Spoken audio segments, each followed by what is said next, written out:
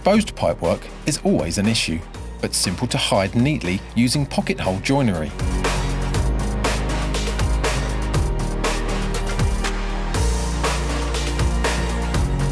Traditional methods with screws can look unsightly, especially in areas where a clean finish is needed. Typical problems when using melamine-faced chipboard include breakout and bulging, where the screws don't drive in straight or centrally. Ply boxing can suffer the same problems, and if it isn't being tiled, it will need filling and sanding before it can be decorated. Prepare your ground battens by drilling and countersinking. Then secure the cabinet, ensuring it's plumb. Using a square allows accurate measurements to be taken for each component. With the boxing in panels cut to size, mark the internal faces to prevent errors when drilling the pockets. The 3-in-1 pocket hole jig allows you to use twin pockets for drilling 2 holes for increased strength,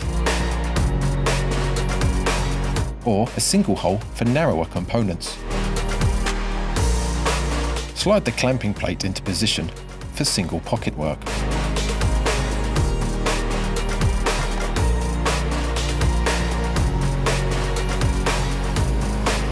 Use the built-in gauge to check the material thickness and set the slider to the correct distance to match.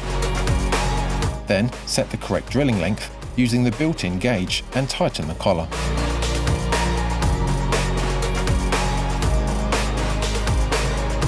Clamp the jig into position with the hook against the edge of the work and drill the pockets.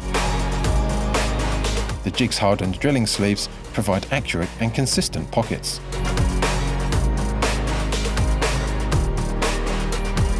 Placing the components against the wall helps to keep the pieces correctly aligned when running in the screws.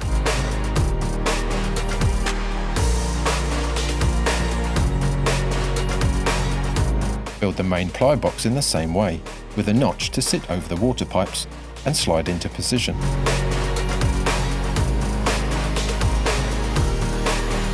Fit the grounds for the water pipes and cut the components to size. Mark the internal faces of the components for the pockets and drill. Then assemble, using the wall again to keep the work aligned. Use adhesive compound to fix the boxes to the grounds.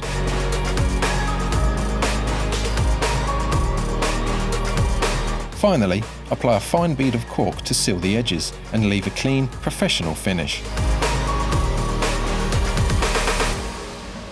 Trend pocket hole jigs for fast and accurate joining of timber and plywood, giving strong instant joints.